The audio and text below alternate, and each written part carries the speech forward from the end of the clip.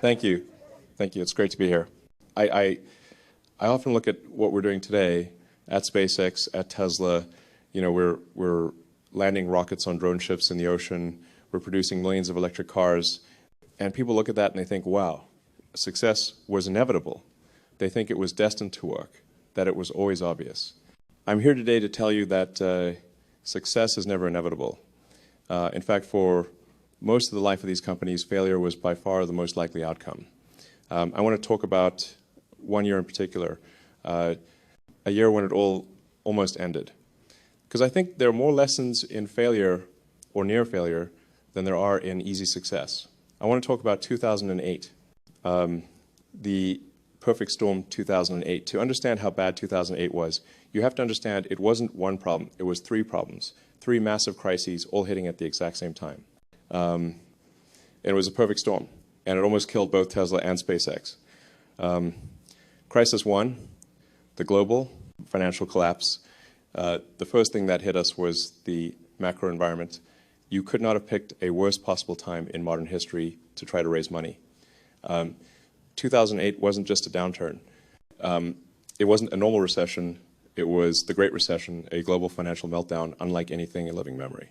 To really understand how insane that period was, you have to go back to that fall. In September, Lehman Brothers, a 158-year-old financial institution, one of the biggest in the world, collapsed. It was like watching a mountain crumble in real time.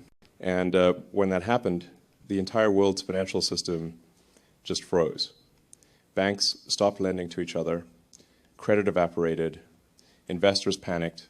It was like oxygen suddenly disappeared from the economy. And when the air disappears, every business that breathes credit, every car company, every manufacturer starts to suffocate. Now imagine being us in the middle of that storm. We weren't Ford. We weren't Toyota.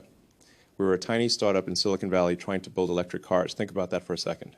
In the last 100 years of American history, only two car companies have survived: Ford, founded in 1903, and Tesla. That's it. Every other one, DeLorean, Tucker, Studebaker, Fisker, Lucid's predecessors, they're all gone. So by any rational measure, starting a new car company is a terrible idea. It's monumentally stupid. But we didn't stop there. We decided to make it electric. So if starting a car company is stupid, starting an electric car company is stupidity squared. And that's exactly what we're trying to raise money for. Stupidity squared, right at the precise moment when the world's biggest car manufacturers, companies that had been around for over a century, were collapsing into bankruptcy. General Motors bankrupt, Chrysler bankrupt, Ford barely hanging on by a thread. And here we were, a bunch of engineers in a converted warehouse, telling investors, hey, we're going to make the future of transportation. It sounded like delusion. Venture capitalists who were already terrified didn't want to hear the words electric car. Even the ones sitting on billions in uninvested cash, what they call dry powder, were locking it away. They were protecting their portfolios, not taking new risks. Funding for Series A, B, and C rounds dropped by nearly half across Silicon Valley. People were shutting down startups, not starting new ones. Every conversation with an investor felt like you're trying to sell cars while GM and Chrysler, who have been doing this for 100 years, are going bankrupt. You could almost see the look in their eyes, not anger, not even pity, just disbelief. They thought we were insane. And to be fair, in that context, maybe we were. Raising capital for a car company in 2008 was like trying to sell umbrellas in the middle of a hurricane. But the rain wasn't water, it was fire. No one wanted to get near it, no one wanted exposure. And yet, that's exactly where we were standing, in the center of the financial storm, holding on to this fragile, improbable dream called Tesla. That was hurdle number one. The environment itself was against us. The system, the financial oxygen of the planet had vanished. And we were trying to start an electric car company while the giants of the industry were dying. It was madness. It was impossible. And yet somehow we decided to keep going. Crisis two, SpaceX, the brink of failure, while Tesla was gasping for breath on one side of my life. On the other side at SpaceX, we were literally blowing up rockets. I founded SpaceX in 2002 with one goal: to make life multiplanetary, to build a future where humanity is not confined to one fragile planet. to reduce the cost of spaceflight by a factor of 10 or 100, because if we don't, we're stuck here forever. It wasn't about making a quick profit. It wasn't even about business. It was about survival, the survival of consciousness itself. If something wipes us out on Earth, a comet, a war, a virus, it's over, unless we've built the capability to become a multi-planet species. That was the dream. But dreams have a cost, and in the early days of SpaceX, the cost was failure. We built our first rocket, the Falcon 1, by hand. Every part, every bolt, every line of code built from scratch. No one had done something like this since the Apollo era, and we were doing it as a startup.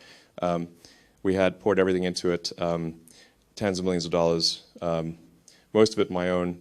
At that point, about $100 million, essentially my entire PayPal fortune, gone into metal engines and hope, and hundreds of thousands of hours of work from some of the best engineers on the planet. By the start of 2008, we had done 3 launches, 3 failures, 0 for 3. Launch 1 March, 2006, Kwajalein Atoll, in the middle of the Pacific Ocean. That was our launch site. Tiny island, no Starbucks, no luxury, just sand, salt air, and a handful of exhausted engineers. Countdown. 5, 4, 3, 2, 1, liftoff. For 33 glorious seconds, everything looked perfect. The rocket climbed, fire pouring from its base, sunlight glinting off its surface. People were screaming, cheering, years of effort finally leaving the ground. And then fire. At T plus 33 seconds, a small fuel leak ignited. Corroded nut, a part that cost a few dollars, had failed. RP1 kerosene leaked out, caught fire, and the engine shut down. The rocket lost control, tumbled, and fell straight down near the pad. The satellite on board, FalconSat 2, ended up crashed into a storage shed. I wish that were a joke. It wasn't. It was real. Imagine the humiliation after years of work, after all the talk of a private space company, the world watched us blow up a rocket in 33 seconds. We looked ridiculous. But we learned. We went back. We replaced every aluminum nut with stainless steel. We swore that mistake would never happen again. Launched 2 March 2007, a year later. Same island, new rocket, same team, but now more experienced, more cautious, more desperate. We launched again. The liftoff was perfect. The first stage burned beautifully. Separation worked. The second stage ignited. We were almost there. We were minutes from orbit. And then data started going crazy. The rocket began to shake. This was something called harmonic oscillation, or pogo. It happens when the vibrations of the engine match the natural frequency of the propellant tanks, like pushing a swing at just the right moment until it flies out of control. The fuel, liquid oxygen, and RP1 started sloshing violently inside the tank. The shaking grew worse and worse until the control system couldn't compensate. The engine shut down early. We reached 289 kilometers, so close but not enough velocity. We fell back into the ocean. Failure number 2. Another year, another rocket gone. At this point, we had learned 2. 1, the physics didn't care about your schedule. 2, failure was going to teach us everything we needed to know, 1 painful lesson at a time. Launched 3 August 2008. By now, things were desperate. Tesla was collapsing financially. The global economy was in ruins. And SpaceX was hanging by a single thread. We'd fixed the pogo problem. We'd upgraded our engine, the Merlin 1C, a beauty of an engine, regeneratively cooled, elegant, efficient. We felt confident. This time, we believed we had it. Launch day, perfect weather, perfect setup. Liftoff flawless, first stage flawless, stage separation perfect. The second stage ignited. For a moment, everyone thought, this is it. And then disaster. The first stage didn't shut down quite fast enough. The new cooling system had left just a trace of unburned fuel, a tiny puff of thrust, maybe half a second long. But it was enough. That puff pushed the empty first stage back toward the second stage. And as the second stage pulled away, the first stage slammed into it. Collision, fire, mission lost, 3 launches, 3 failures. The press headlines were brutal. SpaceX's Falcon 1 falters for a 3rd time. That was the polite version. Others were less kind, calling us amateurs, reckless. Elon's vanity project. Inside the company, morale was at rock bottom. People were burned out. We'd worked for years, and the world thought we were a joke. And the truth was, we were running out of money. Fast. By October 2008, the situation was dire. We were burning $4 million a month. We had $9 million in the bank. You do the math. We were weeks from bankruptcy. We had 89 prototype failures. We had delivered less than 100 cars to customers by December. Suppliers were threatening to sue us because we owed them over $120 million.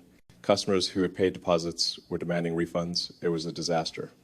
That was the perfect storm, global financial meltdown. My rocket company is the industry joke, 0 for 3. And my car company is going to be out of money in weeks, eating glass and staring into the abyss.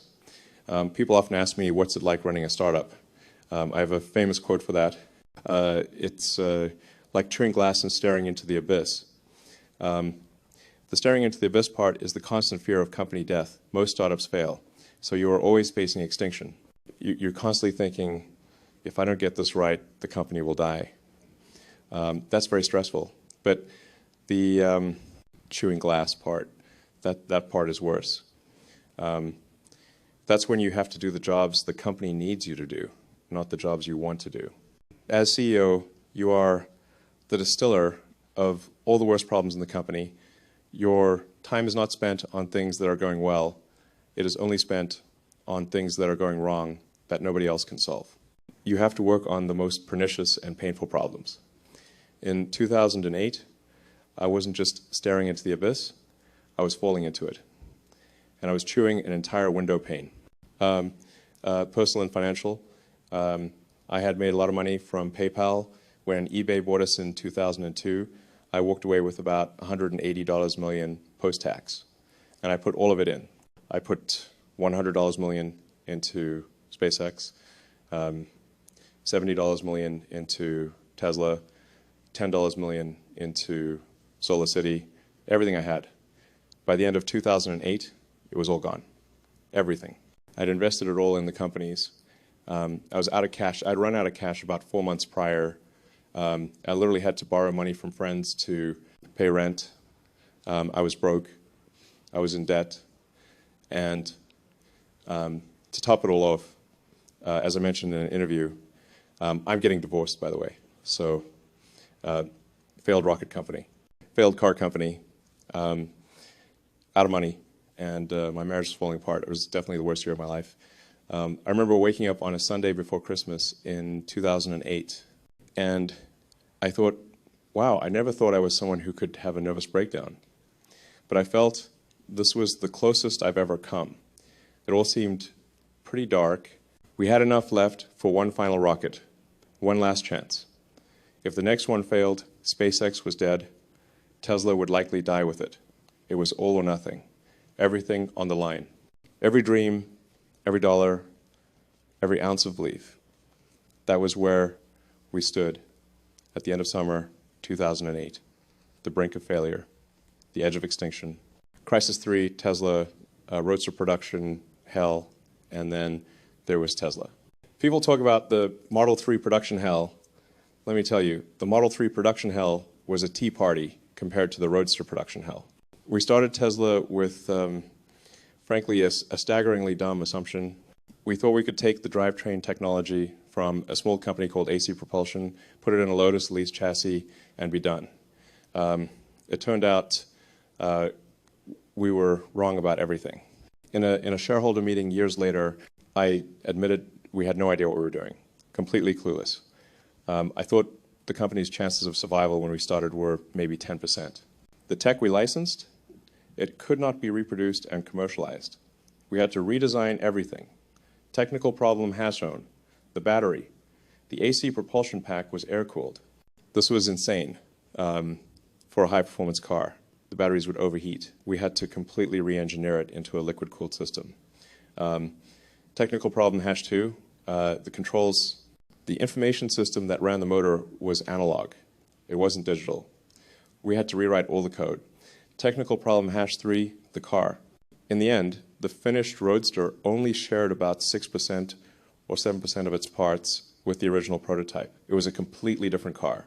But the biggest problem, the one that almost killed us, was the transmission. We had designed a 2-speed transmission.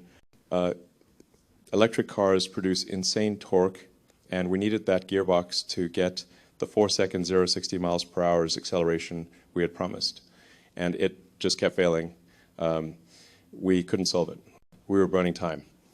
So we had to make a devastating decision, abandon the 2-speed and switch to a single-speed gearbox. But that meant the first cars we delivered, the cars people had paid hundreds of thousands of dollars for, didn't meet spec. They had intermediate transmissions. They did 0-60 miles per hour in almost 6 seconds. We promised them a supercar, and we delivered a decent sports car. So we had to promise all those customers we would replace their transmissions for free when the new single speed was ready. This was another massive financial commitment we couldn't afford. The impossible choice, I had a little bit of money left, not much, but enough for one last shot, maybe $30 or $40 million. And I was faced with a choice. I could either split the funds I had between the two companies or focus them on one company with certain death for the other. It was one of the hardest decisions I've ever had to make. If I put all the money into one, that company might have a higher chance of survival, but it would mean certain death for the other one. How do you choose which child lives and which one dies? If I split the money, maybe both would die. That was the very likely outcome. From an investment perspective, it was the stupid decision. I agonized over it, over and over. In the end, I couldn't. I couldn't pick. I couldn't give up on either of them. I decided in the end to split what I had to try to keep both companies alive. Miracle 1, Falcon 1, Flight 4. The first miracle came from SpaceX. We were 0 for 3. 3 launches, 3 failures. The media had written us off completely. They called us dreamers, amateurs, lunatics with too much money and not enough sense. And honestly, I couldn't even blame them. After 3 consecutive explosions, most rational people would have quit, but we didn't. We couldn't. We scraped together every last dollar we had, every spare engine, every piece of flight hardware, every line of code, every ounce of emotional strength for one final shot. This was it. Flight 4 of the Falcon 1. There was no next time. We all knew that. I've said this many times, but I meant it literally. If that 4th launch had failed, SpaceX would be dead, for sure. That wasn't hyperbole, that was the truth. We were down to fumes, financially, emotionally, spiritually.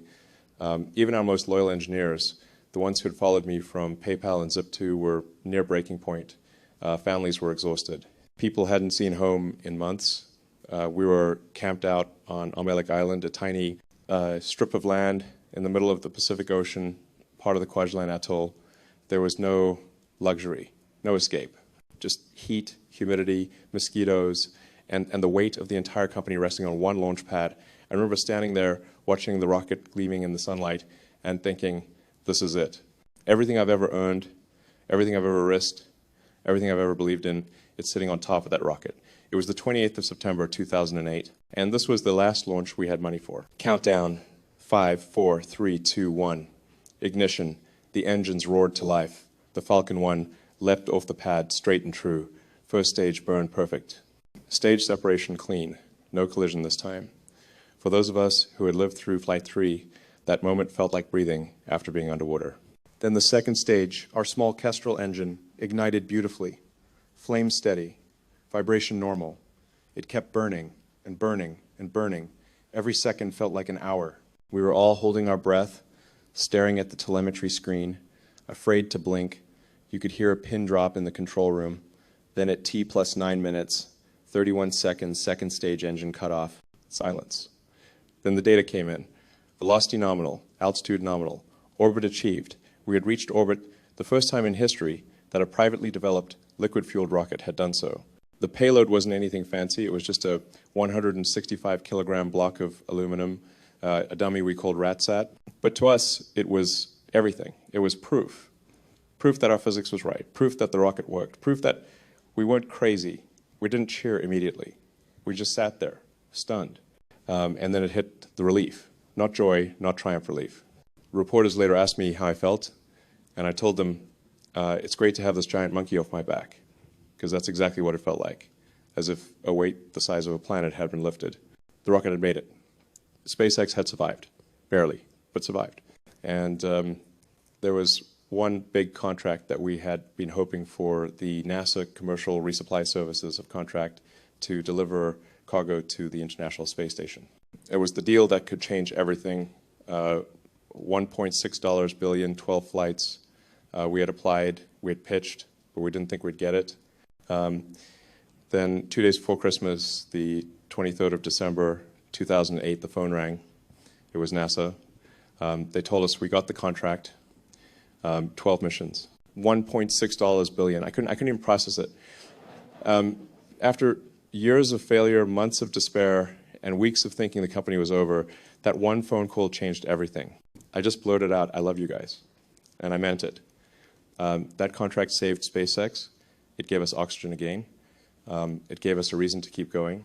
And it proved that hard physics, hard work, and hard truth can win, even when the whole world says you're finished. That was Miracle Hashon, the flight that saved SpaceX, the success that kept the dream alive. Miracle 2. The Christmas Eve funding round 1 company was saved. 1 was still dying. After Falcon 1, Flight 4, SpaceX was finally stable, barely but alive. We had money in the bank, contracts signed, hope restored. But Tesla was still bleeding out. We were weeks, literally weeks from bankruptcy. The funding round we had been trying to close had completely collapsed. SpaceX 1 miracle deep, Tesla 1 heartbeat from death. And that's when we decided to pull one last impossible Hail Mary. Back in September 2008, I had flown to Germany to meet with Daimler executives. Daimler, one of the largest and oldest car companies in the world. They said, we'll visit your factory in November, show us what you've got. That was it. No promises, no deal, just a visit. We had 6 weeks. 6 weeks to find a miracle. And I had a crazy idea. I told the team we're going to convert one of their cars, a smart car, into a fully electric vehicle before they arrive. They looked at me like I'd lost it because there was one small problem. Smart cars weren't even sold in the United States at the time. But J.V. Straubel, Tesla's CTO, and one of the most brilliant engineers I've ever known, didn't hesitate. He just said, okay, we'll find one. And he did. He found a smart car in Mexico. It was a ridiculous plan, but it was our only shot. The team went into full war mode, 24 hours a day, 7 days a week, no breaks, no excuses. We stripped the smart car down to its frame, ripped out its internal combustion engine, designed and built a custom Tesla battery pack and motor to fit inside a car that wasn't built for it. 6 weeks of madness. Then we took them for a ride in the world's first smart EV. They were stunned, absolutely blown away. The car ran flawlessly, silent, smooth, fast. I'll never forget the look on Professor Herbert Kohler's face. He was head of Daimler's advanced engineering group. He just looked at us, smiled, and said something like, we'd like to invest. That was it. After months of struggle, years of ridicule, and weeks of panic, that moment changed everything. Daimler agreed to invest $50 million in Tesla. $50 million, and maybe more importantly, their credibility. That investment gave Tesla something no startup can buy: legitimacy. But here's the thing. The deal wasn't signed yet. The money wasn't in the bank. And we were days away from missing payroll. I called an emergency board meeting. It was tense. Everyone knew what was coming. I told them straight, I'm putting in my last $20 million, everything I have left, but you have to match it. That was it. No bluff, no backup plan. It was a death or glory moment. The investors knew that if they didn't come in, Tesla was done. By Christmas Eve, we'd be bankrupt. We fought for hours. The arguments were brutal. People yelling, pleading, calculating in real time as the clock ran down. It came down to the wire, literally. At 6 p.m., December 24th, 2008, the funding round closed. The final email from legal said, Tesla financing round closed at 6 p.m., the 24th of December, 2008. That was the last hour of the last day possible. If it had been even 2 days later, payroll would have bounced. Christmas morning, Tesla would have been dead. Instead, we made it barely. I had given Tesla the last of my remaining PayPal cash, $20 million. That was everything. I didn't own a house. I didn't have stocks to sell, no safety net, just belief. And somehow it worked. That night, I walked out of the factory, exhausted, broke, and completely drained but alive. Both companies had survived. SpaceX had reached orbit. Tesla had found a lifeline. And humanity's future electric cars and space travel had both been pulled back from the edge of extinction on the same Christmas Eve. That was miracle #2. Not luck, not magic. Just physics, faith, and people who refuse to give up. The importance of mission. This begs the question. A question people have asked me a lot. Why? Why do this? Why risk everything? Why go through that much pain, that humiliation, that near nervous breakdown stress? I had money from PayPal. I could have been on an island somewhere sipping Mai Tais. I don't know, but I couldn't, because it was never about the money. It has never been about the money. It was always about the mission. It was about trying to create a future that you want to live in. Reason 1, a sustainable energy future with Tesla. The mission was always clear. I wrote it down in 2006 inches, the secret master plan. Tesla's goal is to accelerate the advent of sustainable energy. It wasn't about making cool rich guy electric cars. The expensive roadster was just step 1. It was a means to an end. The plan was always build a sports car, expensive but low volume, use that money to build a more affordable car, medium volume, use that money to build an affordable high volume car, and while doing all that, provide zero emission electric power generation options. That's it. That's been the plan for 10 years. We must transition away from a mine and burn hydrocarbon economy.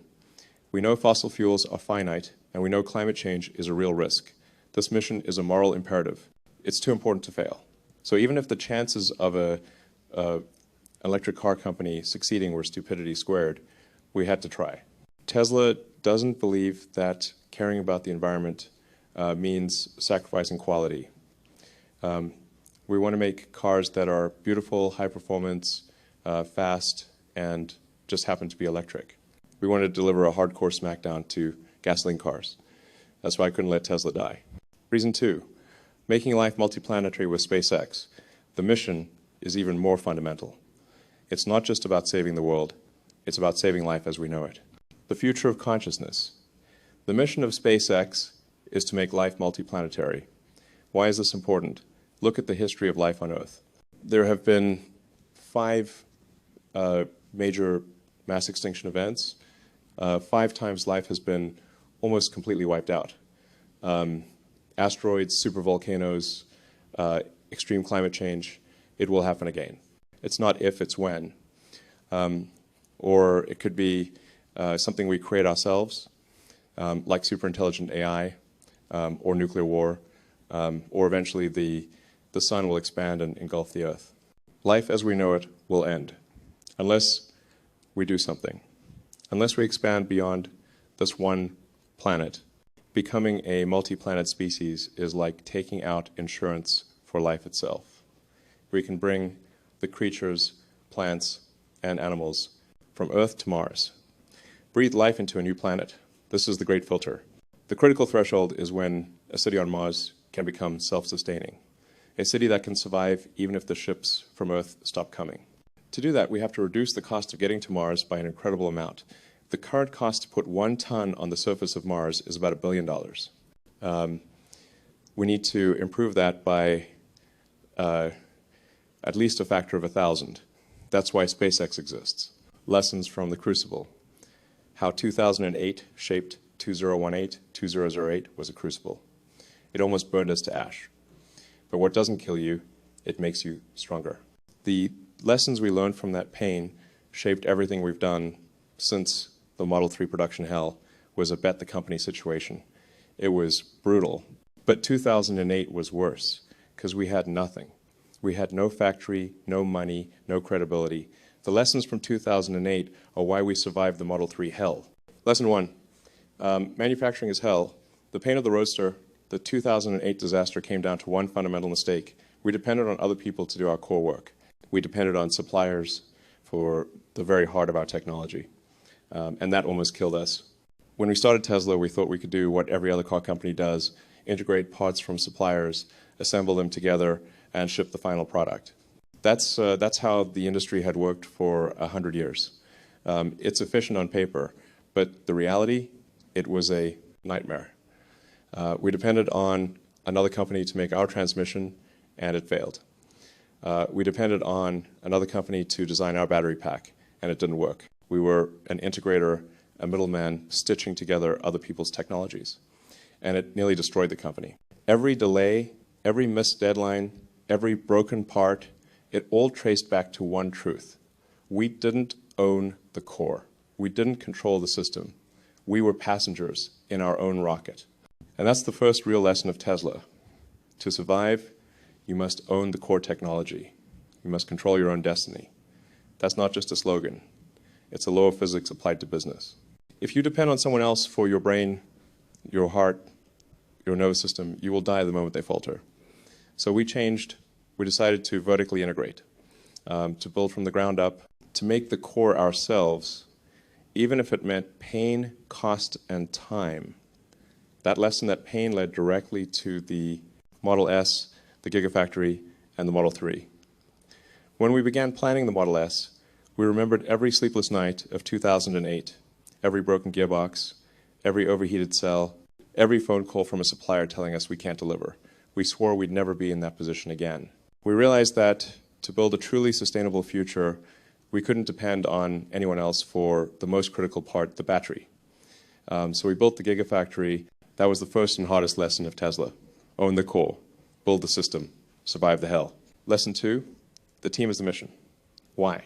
Why did people stay? Why did Tesla engineers work through the night, 7 days a week, for 6 straight weeks, to retrofit a tiny smart car from Mexico with a Tesla battery? Why did SpaceX engineers keep showing up after 3 rockets exploded, after months on a desolate island, after sleeping in shipping containers, after losing everything they had built? They didn't do it for me. They didn't do it for the stock. They did it for the mission. At Tesla, the mission has always been simple but profound, to accelerate the world's transition to sustainable energy. At SpaceX, it's equally direct, to make life multiplanetary. Those are not slogans. They're not marketing lines. They're survival imperatives for our species. And the people who work here, they feel that in their bones. They believe that the future is not guaranteed. They believe that if they don't act, maybe no one will. And that belief, that shared sense of urgency, creates something incredibly powerful. It creates a team that refuses to quit. When you have a company built around a mission that's bigger than any one person, bigger than profit, bigger than comfort, you attract extraordinary people. Not perfect people, not easy people, but people with a high pain threshold. People who will stare into the abyss with you and say, let's go again. People who will chew the glass and then come back for seconds. People who will crawl through the mud of, failure, exhaustion, and ridicule and still say, we're not done. 2008 proved this to me. That year, I learned more about human character than in any other time in my life. When both Tesla and SpaceX were on the edge of bankruptcy, there was every logical reason to quit. No one would have blamed them, the engineers, the technicians, the managers, if they'd walked away, but they didn't. At SpaceX, some of our engineers literally welded and wired rockets by hand, day and night, because we couldn't afford to hire more people. At Tesla, team members slept on factory floors, debugging electrical systems, rewriting code, machining parts themselves because suppliers had failed. There was no glamour, no headlines, no promises of success. There was only belief. That belief became our gravity. It kept people orbiting around the mission when everything else, money, comfort, logic, was pulling them away. You can build rockets. You can build cars. You can even build AI. But none of that matters if you don't build belief. You cannot manufacture passion. You can only inspire it. And you inspire it by having a mission that truly matters, one that resonates not just intellectually, but existentially. That's why I always say, Culture eats strategy for breakfast, but mission eats everything for lunch. Mission is what keeps people going when there's no rational reason to. It's what gives meaning to the suffering, to the failures, to the 120-hour weeks on the sleeping bags next to the production line. When you lead a team like that, your role as a CEO isn't to manage them, it's to protect the mission, to clear the path, to remove every obstacle that slows down the people crazy enough to believe in the impossible. Because if you lose the mission, you lose everything. You lose the gravity that holds your best people together. You lose the reason anyone came in the first place. 2008 taught me something that no business school ever could. That human capital driven by purpose is the most valuable resource on earth. Not money, not machines, not patents. It's people. It's the people who stay when things collapse. It's the people who see failure not as proof of defeat, but as data for the next iteration. It's the people who will risk everything for a mission that might outlive them. Those are the people who build the future. And if you're lucky enough to lead them, even for a little while, your job is simple: keep the mission alive, because the team is the mission. Lesson 3, physics is not negotiable. This one came from SpaceX, and it's probably the hardest lesson for people who think business is mostly persuasion and positioning. You cannot talk a rocket into working. You cannot PowerPoint a bad design into flight. You cannot convince physical reality to bend around a spreadsheet. Physics is the most brutal teacher you will ever meet. It doesn't care about your investor deck. It doesn't care about how clever your marketing is.